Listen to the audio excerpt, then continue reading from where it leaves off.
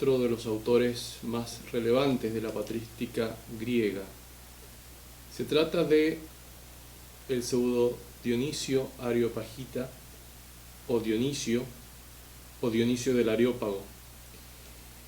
Y esta diversidad de nombres que le damos o con los cuales lo conocemos se debe a que es un autor de quien no sabemos nada, ni siquiera sabemos su verdadero nombre.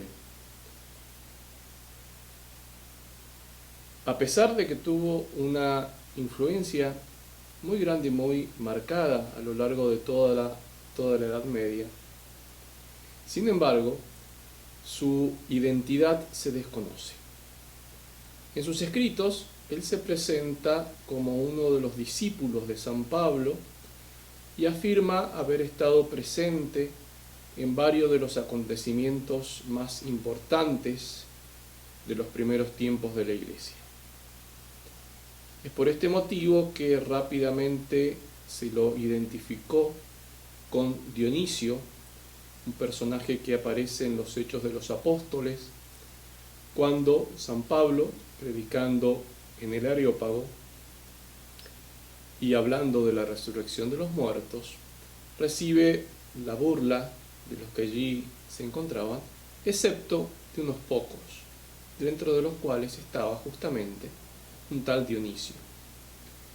En la Edad Media se supuso entonces que este personaje, el autor de estos escritos, era ese Dionisio, y es por eso que se lo llama de ese modo. Sin embargo, ciertamente no es así.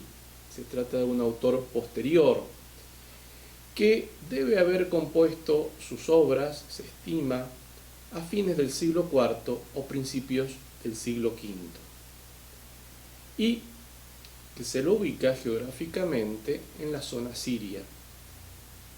Es decir, es un autor que escribe en esa extensión de terreno, extensión geográfica del Asia Menor, que era floreciente en esa época desde el punto de vista cultural y era también un centro teológico de mucha importancia.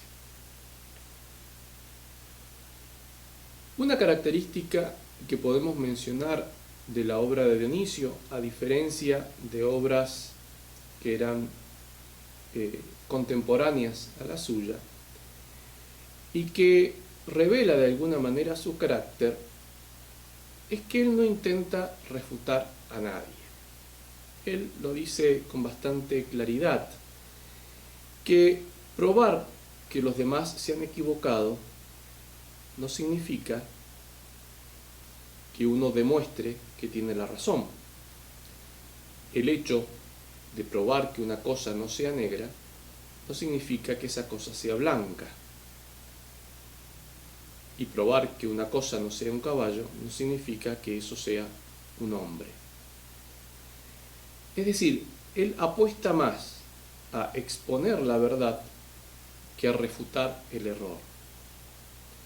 Dice de hecho en la carta séptima: jamás he disputado contra los que están en el error, persuadido de que el único medio seguro de destruirlo es establecer irrefutablemente la verdad.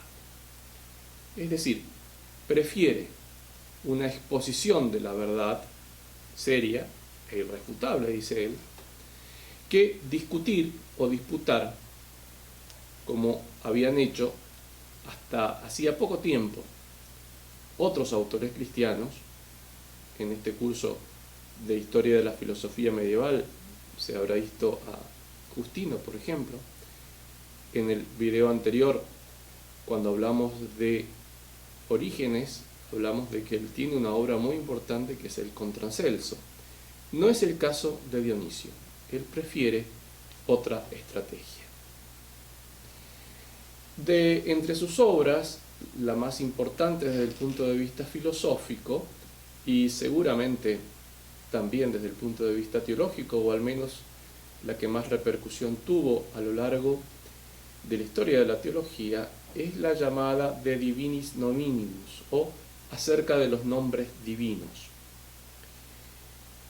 Esta obra marca un tema que es un tema de fundamental importancia y que recorre toda la filosofía y toda la teología, incluso hasta el presente. Y es el tema de preguntarnos acerca de si tiene realmente sentido que nosotros, los hombres, hablemos de Dios, podamos decir algo acerca de Dios. Porque la cuestión es la siguiente: si Dios es un ser trascendente, es decir, es un ser que está absolutamente más allá de lo humano y de lo creatural, es decir, de lo creado, si de Dios nos separa un abismo, y que es un abismo insalvable, justamente en razón de la infinitud de Dios y de la finitud de las criaturas, ¿de qué manera entonces podemos salvar ese abismo? ¿De qué manera podemos cruzar ese espacio, esa grieta que nos separa de Dios? Ese gap que hace que de un lado estén las criaturas y de otro lado esté Dios. Y esta es una cuestión que afecta al lenguaje, porque si esta separación, esta distancia infinita entre Dios y las criaturas es tal, todo lo que nosotros como seres humanos, es decir, como criaturas, podamos decir de Dios, van a ser conceptos e ideas humanas que de ninguna manera podrían aplicarse a Dios. Pensemos, nosotros, ¿de dónde tomamos nuestras palabras? De las realidades que conocemos a través de los sentidos. Y son todas realidades humanas o realidades creaturales, es decir, realidades de lo creado. Entonces, ¿de qué manera puedo atribuir yo a Dios, puede atribuir un humano a Dios, aquello que es propiamente humano y aquello que es propiamente creatural? ¿No estaríamos, en este caso, haciendo de Dios una criatura? ¿No estaríamos humanizando de alguna manera a Dios cuando hablamos de Él? Incluso cuando digamos las cosas más sencillas de Dios, como que Dios es bueno. Porque atribuirle a Dios la característica de la bondad implica atribuirle algo que nosotros conocemos en las cosas humanas, porque yo puedo decir, el hombre es bueno, la madre es buena, el pan es bueno, la sombra del árbol es buena.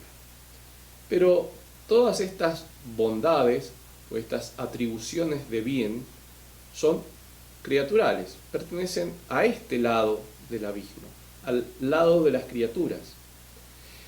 Yo no tendría, según esta idea, ninguna capacidad de atribuir alguna de estas bondades a Dios, porque Dios está por encima de un modo infinito de todas ellas.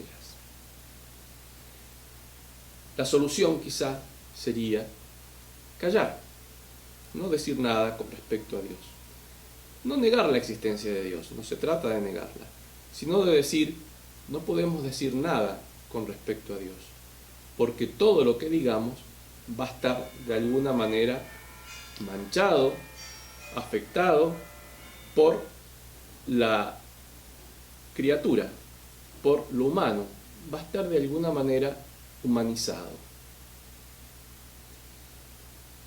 En este punto vienen a la memoria las palabras que dice Wittgenstein al final de su Tractatus: de lo que no se puede hablar, mejor es callar. Es decir, mejor sería, según esta postura, no decir nada de Dios, porque nuestro lenguaje es un lenguaje limitado y por eso mismo limita a Dios.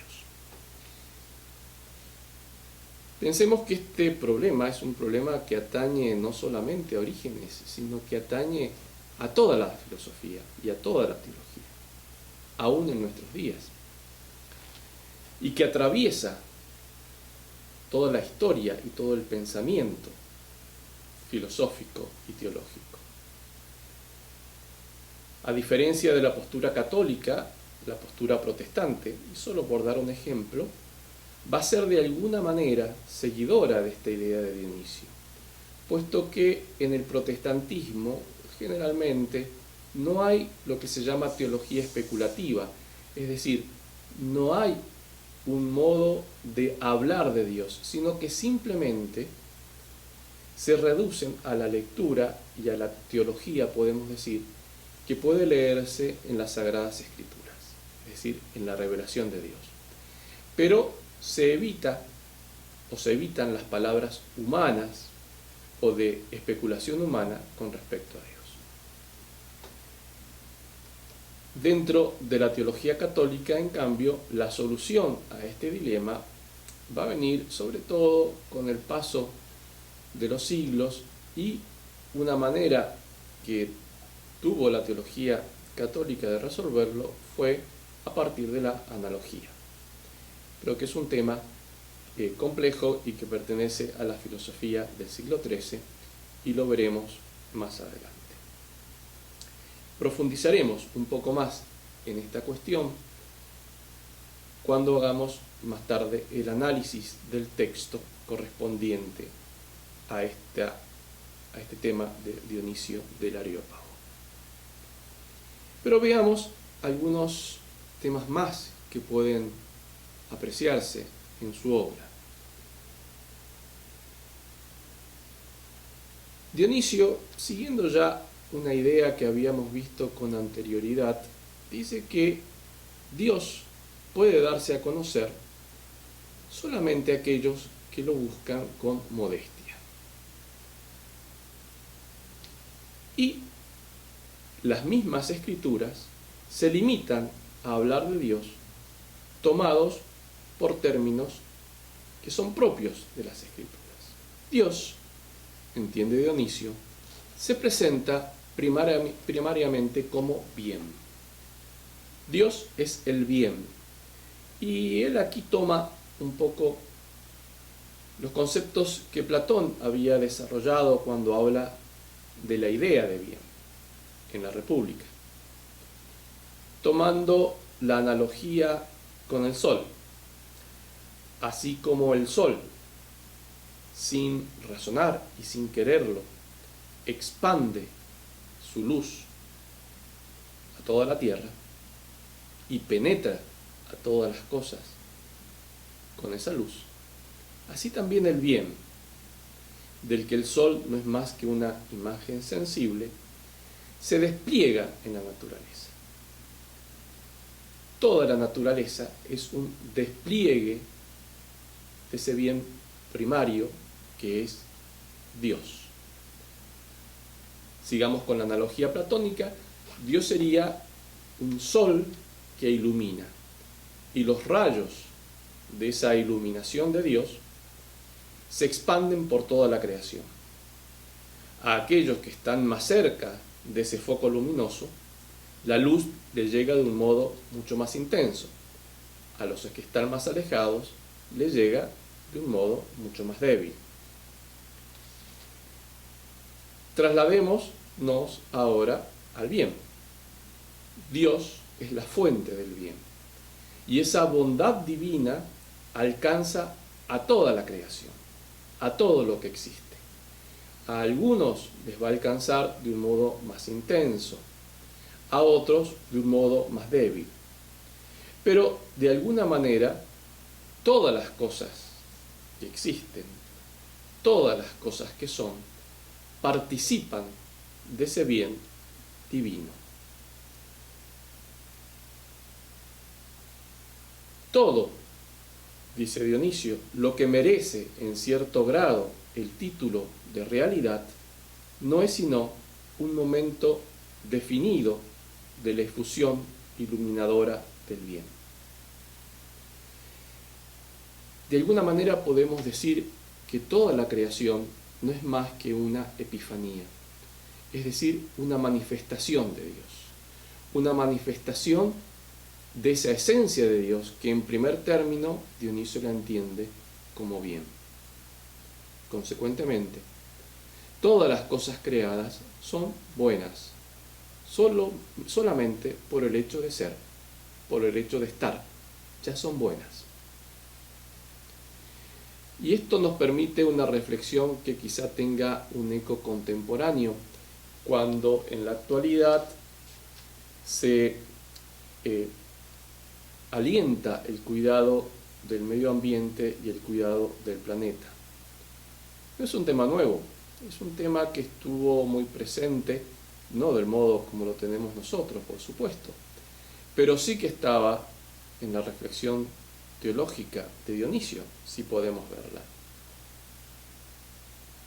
Por el hecho de que todas las cosas, toda la creación, son un reflejo de la bondad de Dios.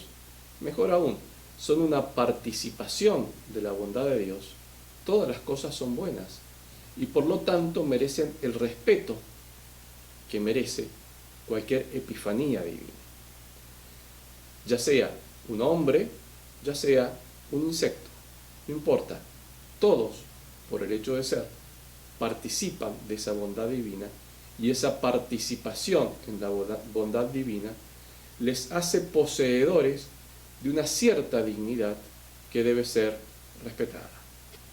Dios entonces es ese bien que se desparrama, y en ese desparramarse o en ese manifestarse van surgiendo las cosas, o podríamos decir, las cosas van comenzando a ser. Y aquí tenemos ya un segundo nombre de Dios que aparece. Primero habíamos dicho Dios es el bien, según Dionisio. Ahora podemos decir Dios es el ser, porque el ser, en definitiva, es también una manifestación de Dios. Todo lo que es, por el hecho de ser, ya es bueno, lo cual implica concomitantemente que el mal debe ser una ausencia de ser.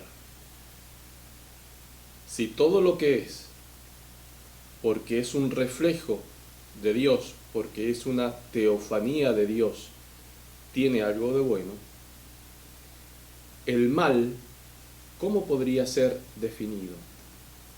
Como una ausencia de ser, como aquello que no es, como aquello que no tiene participación de Dios.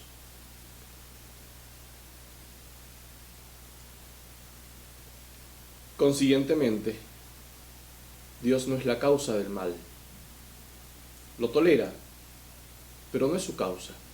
Y no puede ser su causa, sencillamente porque el mal es el no ser, porque el mal no es, porque el mal es ausencia de bien. Este tema que Dionisio aquí señala, y lo hace siguiendo una tradición neoplatónica, va a ser desarrollado posteriormente por otros autores, como San Agustín, y más adelante aún, en el siglo XIII, por Tomás de Aquino.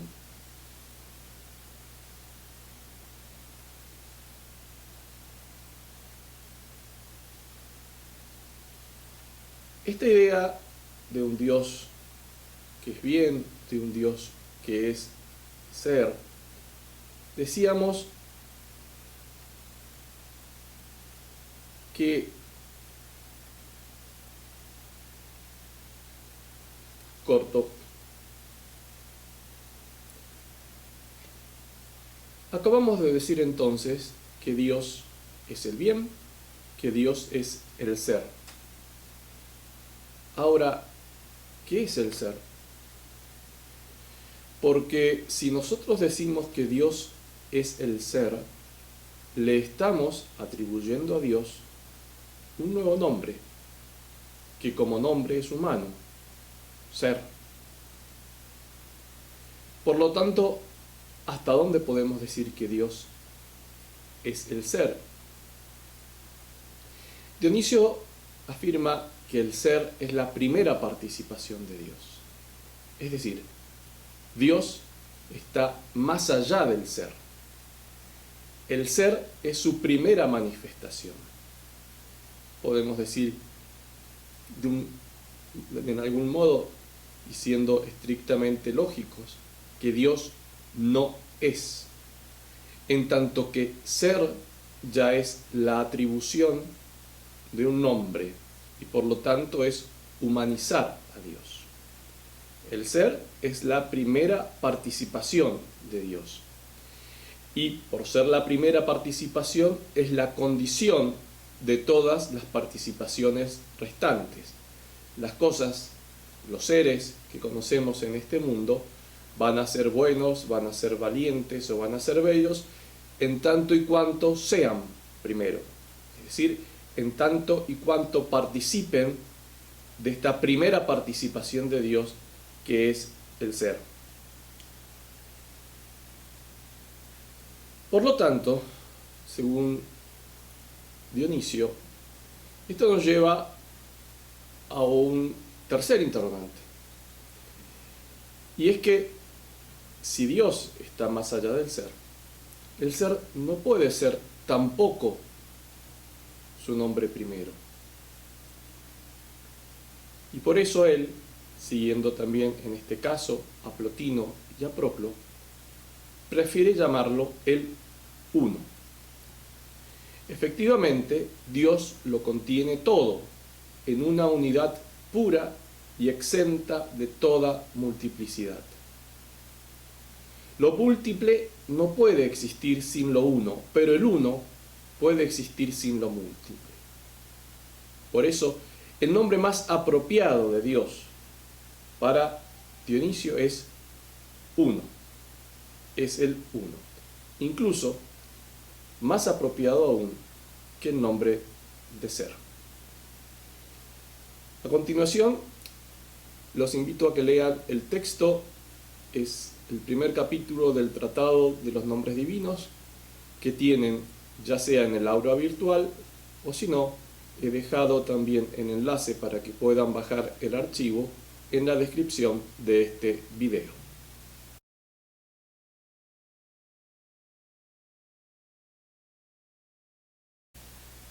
El Tratado de los Nombres Divinos, habíamos dicho, es la obra de Dionisio que tiene más contenido filosófico.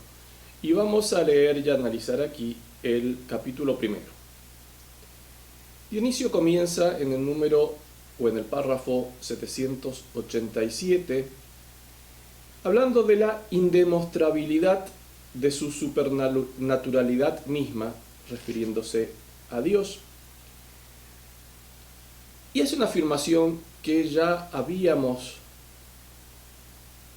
escuchado en algunos autores anteriores, en la cual dice que solamente vamos a poder conocer en profundidad lo que es Dios, la revelación de Dios contenida en las Escrituras, en tanto y en cuanto llevemos una vida de sobriedad y santidad. Dice textualmente, se nos comunique ese rayo de las Escrituras que nos dispone, en virtud de cierta sobriedad y santidad, a contemplar esos resplandores de las realidades divinas. Una vez más, tenemos aquí un aspecto que va a marcar a varios autores de la espiritualidad, de la patrística, sobre todo de la patrística griega, lo habíamos visto en Orígenes. Para conocer a Dios, para entender a Dios, hay que tener una cierta santidad de vida, una cierta vida virtuosa. De otra manera, ese ejercicio de conocimiento de Dios va a terminar siendo un ejercicio dialéctico que no va a conducir propiamente a un conocimiento. En el número 788 afirma Dionisio que las cosas divinas se revelan y son contempladas según la capacidad de cada mente. Porque así como las cosas que son objeto de la inteligencia no se pueden comprender y contemplar sino a través de las que son objeto de los sentidos, con la misma razón y verdad, esa supersustancial infinitud está sobre todas las sustancias, y aquella sacramental unidad sobre todas las mentes, y es inescrutable para todo raciocinio, ese uno sobre todo raciocinio, e inexpresable para toda palabra, ese bien sobre toda palabra. Como vemos, se trata de llegar a conocer a través de una especial iluminación de Dios, que va a ser concedida en tanto y cuanto haya una vida virtuosa o una vida de sobriedad y de santidad, ese bien que está por encima de todo bien. Se trata de arribar al conocimiento de algo que nos supera absolutamente. ¿Qué otra cosa quiere decir esto de bien que está por encima de todo bien? Ese por encima de todo está indicando efectivamente una distancia infinita entre lo que la criatura es y lo que quiere conocer. Y se refiere en ese mismo párrafo a ese bien o a esa realidad que queremos conocer. Dice, ella misma no es, ya que se halla por encima de todo lo que es. Lo veíamos hace un momento. Esa realidad que queremos conocer se halla, se encuentra por encima de todo ser. Y aquí estamos señalando esta diferencia y este abismo absoluto que nos separa de Dios y que pareciera que es insalvable. Efectivamente, ¿de qué manera vamos a poder conocer aquello de lo cual estamos separados de un modo absoluto? En el párrafo 790 continúa diciendo Dionisio: sin embargo, no se puede decir que haya cosa alguna de las que son que se haya quedado sin su participación de su bondad. Y esto ya es una pista muy importante, y es una pista sobre la cual van a caminar filósofos y teólogos posteriores. La leo nuevamente. Sin embargo, no se puede decir que haya cosa alguna de las que son que se haya quedado sin su participación de su bondad. Es decir, todo lo que es participación de la bondad divina. Digámoslo de otra manera. Todo lo que es en última instancia una huella de Dios. De otra manera aún, es posible encontrar en todas las cosas que son algún aspecto de Dios, algún rastro de Dios, porque la bondad divina ha quedado mínimamente encerrada en eso que es, porque si no fuera así, no sería. El solo hecho que las cosas sean está indicando que hay algo de bondad divina en ellas. Por lo tanto, si yo soy capaz de encontrar y de conocer la bondad divina encerrada en las cosas que son, en las cosas creadas por Dios, yo seré capaz, a través de esa huella de Dios, de conocer algo de Dios. Y este va a ser un modo del conocimiento de Dios, que a lo largo del curso de la filosofía medieval se va a ver cómo aparece una y otra vez en muchos autores. Autores estrictamente filosóficos, San Anselmo de Canterbury o Santo Tomás de Aquino, y autores, si ustedes quieren, más espirituales, más místicos, como San Juan de la Cruz. La creación es una huella de Dios, y esa huella de Dios me permite conocer algún aspecto de Dios. Entonces, aquí Dionisio nos está dando ya una primera pauta, un primer modo de qué manera podemos acceder a un conocimiento de Dios, a un aspecto del conocimiento de Dios, a través de la bondad, de la huella que Dios mismo ha dejado en todas las cosas creadas. Sin embargo, para Dionisio, este no es un método, o no es el único método para conocer a Dios. Más aún, sería un método bastante imperfecto, por las razones que hemos dicho previamente, porque esa bondad que yo voy a encontrar en las cosas, más allá de que sean reflejo de la bondad divina, en definitiva, están en este mundo. En definitiva, yo las voy a conocer de un modo humano.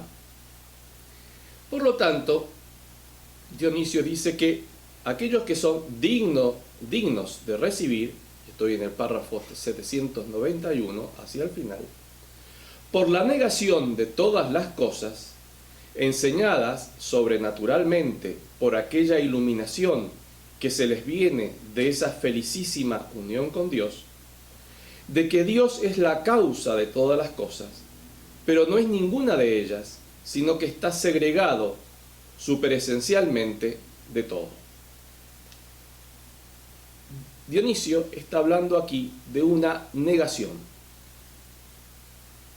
Un segundo paso que pueden dar aquellos que han sido dignos de darlos, y que lo han hecho y que pueden darlo por una especial revelación de Dios. Y este segundo paso consiste, dice Dionisio, en una negación, lo que se llama la teología negativa. Mientras que la que hablábamos hace un momento es encontrar la huella de Dios y conocer a Dios a través de sus huellas en las criaturas, esta es a esa llamamos teología afirmativa, esta es una teología negativa, porque es una teología en la cual se basa en negar los atributos humanos a Dios. Cuando yo digo Dios es bueno, inmediatamente por esta teología negativa yo debo decir Dios no es bueno. ¿Qué significa esta negación? Significa que yo estoy negando de Dios la bondad al modo humano en el cual yo conozco las cosas buenas. ¿Dios es bueno? Sí, Dios es bueno, pero Dios no es bueno en tanto que lo bueno es un conocimiento humano de la bondad. Dios, por tanto, se encuentra más allá de la bondad humana, se encuentra incluso más allá de la bondad. Por eso Dionisio va a hablar en un tercer momento de una teología hiperlativa, es decir, una teología, el hiper, aquello que está más allá del modo humano que yo tengo de conocer las cualidades divinas. Y esto, hemos dado el ejemplo, Dios es bueno, pero podemos aplicarlo a cualquiera de los otros nombres divinos. ¿Dios es bello? Sí, Dios es bello, teología afirmativa. Pero Dios no es bello, teología negativa, en el sentido en el cual yo conozco la belleza, porque mi conocimiento de la belleza, o la belleza que yo conozco, es una belleza humana.